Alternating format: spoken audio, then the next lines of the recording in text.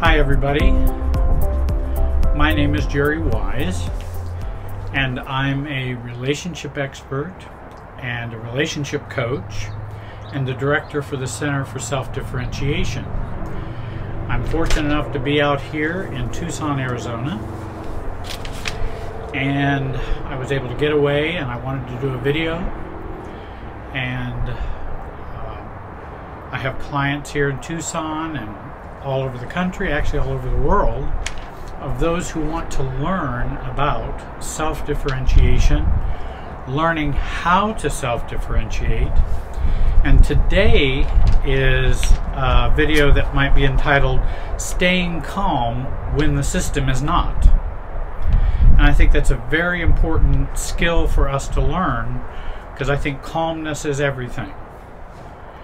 Coming from a background of codependency and lots of anxiety, lots of reactivity, lots of panic and swimming around in systems feelings, it's very difficult sometimes to be yourself and to be an authentic self. And today is some skills and helps in how to do that. Clients and viewers are always asking me, well, Jerry, how do I practice staying calm? How do you stay calm when you're trying to be yourself? Staying calm is an important part of the work of self-differentiation and being the authentic you. Now, why is calmness so important? Because family and relationship systems, and when I say systems, I mean the system at work, the system in your family of origin, the system within your marriage. Any relationship you are in is a system. And they operate and infuse us with anxiety, fight or flight. Chronic anxiety and reactivity has been the norm for most of our lives, except for those few who are narcissistic and sociopathic. They don't have any anxiety. They don't worry about anxiety. Whereas those of us who've grown up in dysfunctional families, we have lots of anxiety. And that keeps us from being ourselves, being able to see what's going on around us and function within the system as an adult, as a mature adult, as someone our age, rather than someone quite young. Let me illustrate that with like the going home to your family of origin, in which we kind of become childlike or childish, or we become reactive, easily hurt, rejected, controlled, and we may be 50-some years old, and we still go back into that system and have all of those reactions going within us. That's that anxiety that's flowing through the system that we get caught up in, and we are not differentiated from. We get caught up in it, and then we have a hard time being ourselves, declaring ourselves, being calm, being non-reactive. And this system flows with chronic anxiety. And that current of anxiety flows through everyone in the family, everyone in the workplace, everyone in the marriage system. The work of self-differentiation is the circuit breaker for that chronic anxiety flowing through you and all those around you. It breaks that circuit so that all those feelings that are within the system don't keep flowing through you, causing you to be not your age, causing you to withdraw, get reactive, be angry, be hurt, and all kinds of other negative feelings, shame, guilt. The limbic brain, or this lizard brain that we have, is very hard to challenge. And it is this limbic and lizard brain anxiety we experience daily if we grow up in dysfunctional families. But even a little shift in that limbic brain, even a little shift in that unconscious part of us, can make a big difference in recovery from codependency, narcissistic abuse, emotional abuse, physical abuse, neglect, parentification, physical abuse, sexual abuse, adult children of alcoholic abuse, and many other family traumas. Calmness is the beginning of that circuit breaker. When I work with clients, I help them to remain calm through each stage of the work of self-differentiation. And I've been considering maybe writing a book on the stages of self-differentiation and doing that work. Those stages would include the first stage, which is the strategizing stage or preparatory stage. It's here where we formulate the de-selfing problem that we have and analyze the system and how it's working in us and how it's working with everyone. And the task during this stage is systems thinking, learning to think systems, and reducing anxiety are the tasks at this preparatory stage. And again, you will hear me refer to like books by Jenny Brown, Growing Yourself Up, which is a very good book to kind of give you an intro to systems thinking. There are other good books as well. If you want to write to me, you can. There should be information in the summary underneath the video as to how you can get a hold of me, and I can send you those resources. And it's during this first stage that we plan the self-differentiation strategy, or how we will be our authentic self, which will function independently of the family system anxiety and the family system patterns, roles, and past experiences.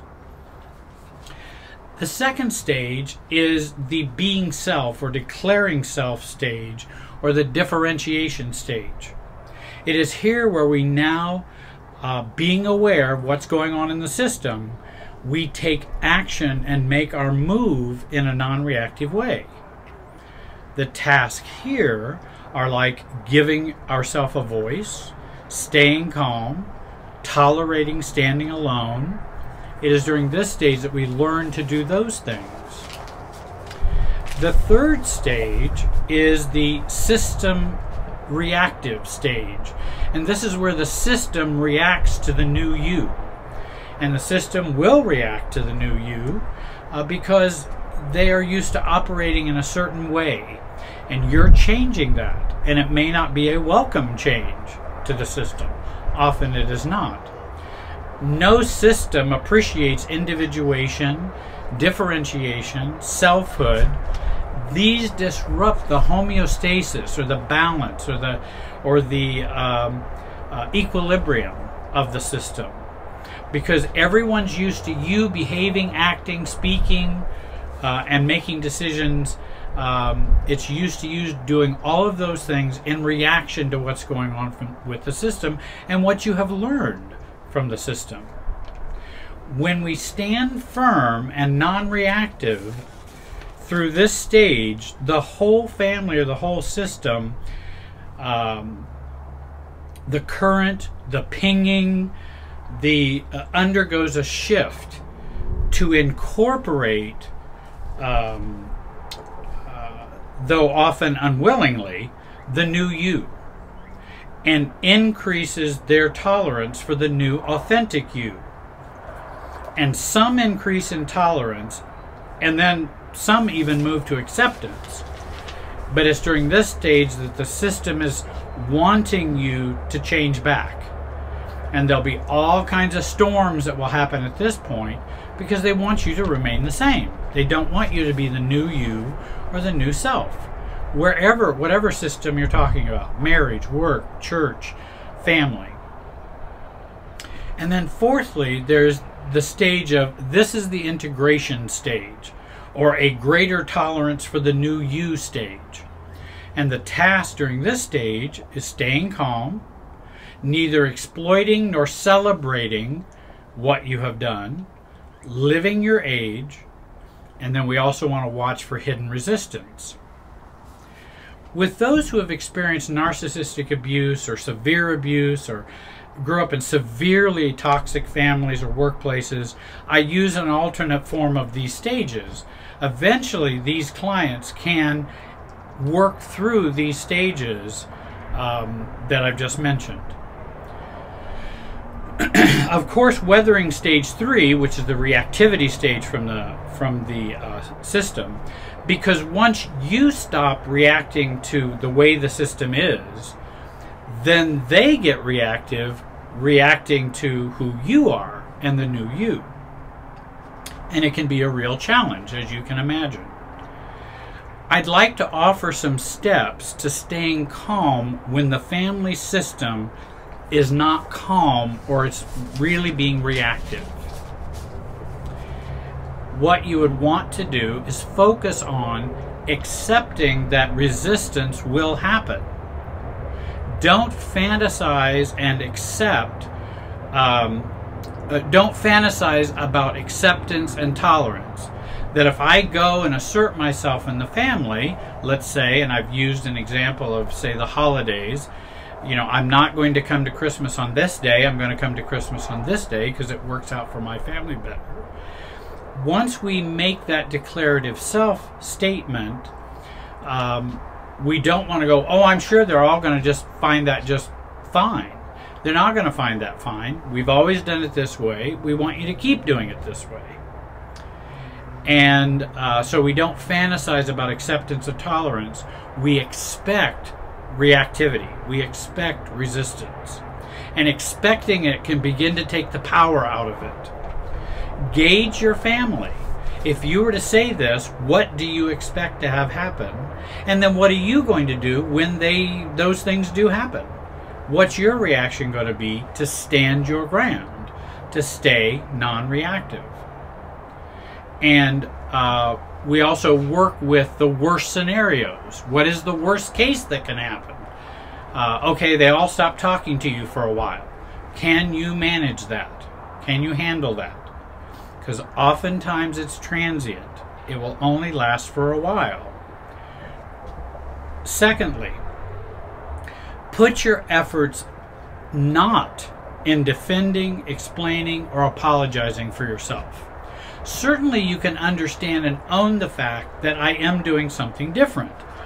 Going to your parents and saying, hey, I know I've always come on Christmas Day, Christmas morning, but we want to stay at our home with our children that morning, and we'll come later for supper or the next day. And that we don't need to explain it, we don't need to defend it, we don't need to apologize for it. We can say this is our preference, and we have a right to a preference. We're adults, and they have a right to whatever reactions they have. If they feel hurt or angry or what, they have a right to those. You're changing the system. Put your efforts into staying calm, not responding, but staying calm.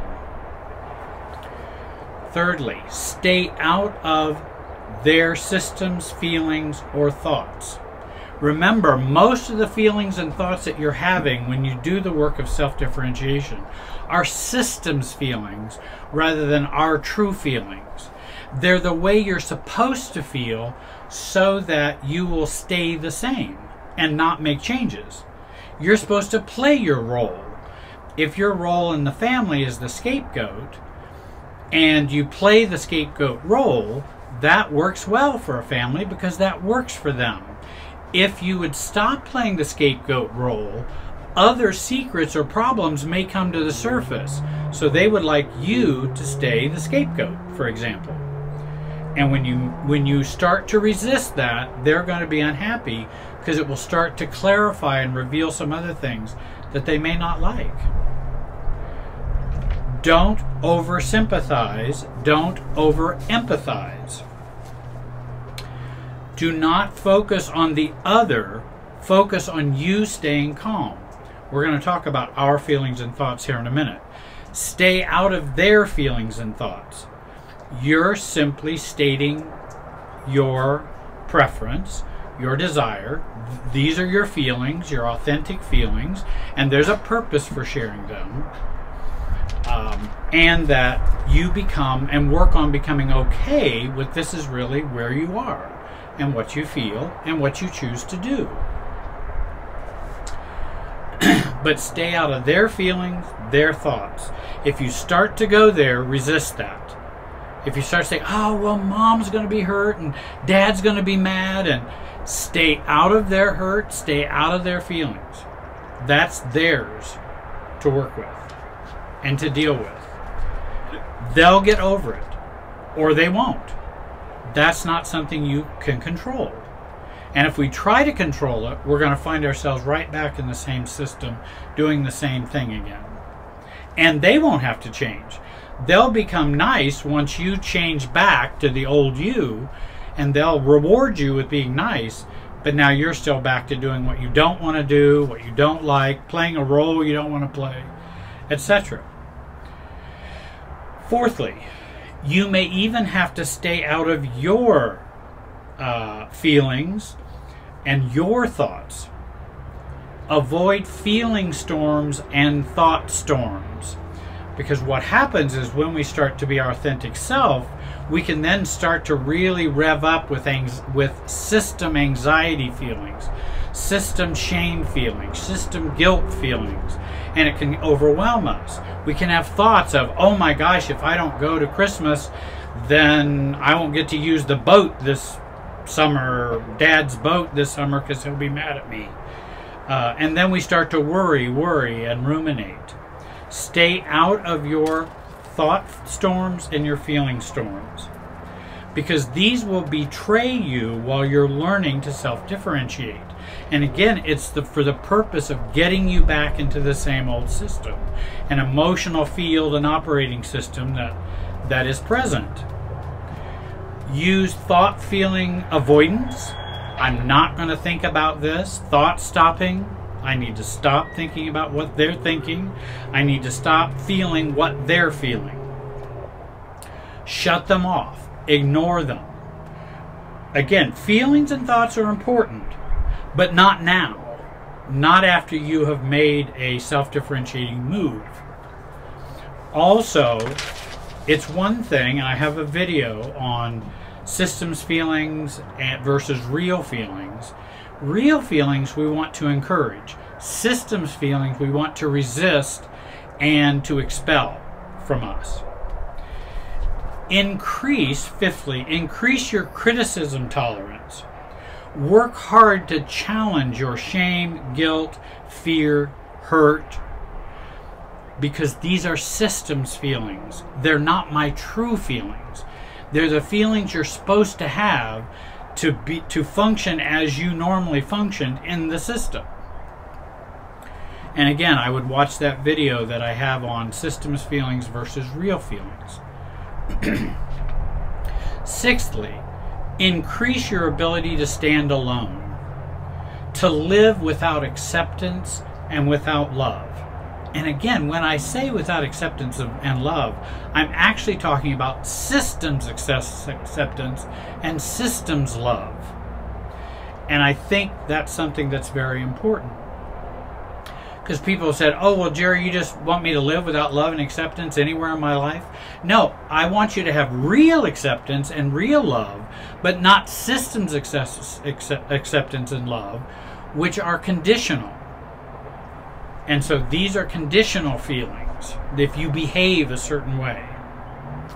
And then seventh, I train and teach people to observe and not to absorb what's going on, which is kind of a general way of me saying what I've been saying about staying out of their emotions and feelings, staying on your side of the tennis net, and not absorbing all of that in you. But observing it, it's okay to observe it. Okay, mom is hurt, dad is angry, cousins are upset. Okay, we have all of those. They are all doing that. I understood that was going to happen. It's not me causing it, though they will say you're causing it. I would say you are a catalyst for it, but you're not the cause of it. I just happen to be a catalyst because I need to be myself and want to be myself. And so I'm going to do that. And then what you will find after you repeat this pattern a number of times, the system then comes to have a tinge more, a small amount more of acceptance for the new you. And even some tolerance. It may be just tolerance, it may be acceptance. It can be either one, it doesn't matter. If they will tolerate and just be cordial, I'm fine with that. They don't have to agree with me. I just need them to treat me with respect, treat me that this is, and that I'm going to be this way. Come this Christmas or come this holiday, this is what I'm going to do. And if you want me to come, this is how I'm willing to come. I hope you will watch. I've got 150 other videos that are up there on my Jerry Wise Relationship Systems YouTube channel. I hope you'll take a look at those. It will explain some of these concepts even more. I hope you'll follow me on YouTube and Facebook. And you can reach out to me on my website at www.jerrywiserelationshipsystems.com. And I want to thank you very much for joining me today, and have a great day.